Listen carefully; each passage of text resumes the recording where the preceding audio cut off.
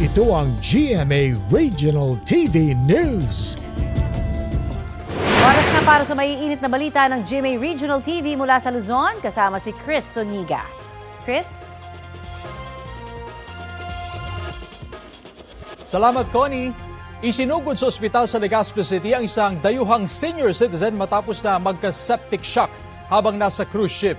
Sa Ilocos Norte naman, 8 ang sugatan sa magkahiwalay na aksidente sa Burgos at Lawag.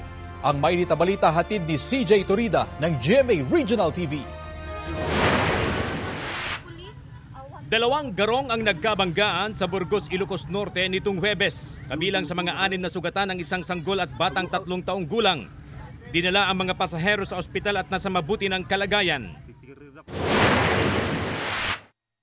Sa Lawag City, nabundol ng motorsiklo ang isang lalaki habang papatawid sa pedestrian lane. Parehong nagtamo ng galos sa katawan ng rider at ang nabundol niya. Agad silang dinala sa ospital. Wala pang pahayag ang dalawa. Sa Puerto Princesa, Palawan, nadulas sa runway ang isang eroplano habang naglalanding sa Pamalican Airport nitong Sabado. Sa report na natanggap ng Kaap, 14 ang sakay ng aircraft. Maayos naman ang lagay nila. Iniimbestigahan na ang insidente. Isang dayuhan ang isinugod sa ospital sa Legazpi City matapos magka-septic shock o mabilis na pagbaba ng blood pressure habang nasa isang cruise ship. Ayon sa mga otoridad, nasa Ticao Pass, sakop ng Bulan, Sorsogon ng cruise ship nang manghingi ng tulong dahil sa pasahero nitong 62 years old na babae na galing United Kingdom.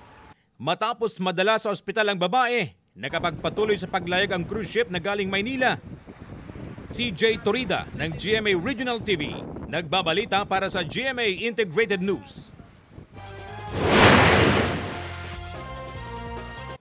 Kapuso, para sa mga maiinit na balita, mag-subscribe sa GMA Integrated News sa YouTube. Sa mga kapuso naman abroad, subaybayan nyo kami sa GMA Pinoy TV at sa www.gmanews.tv.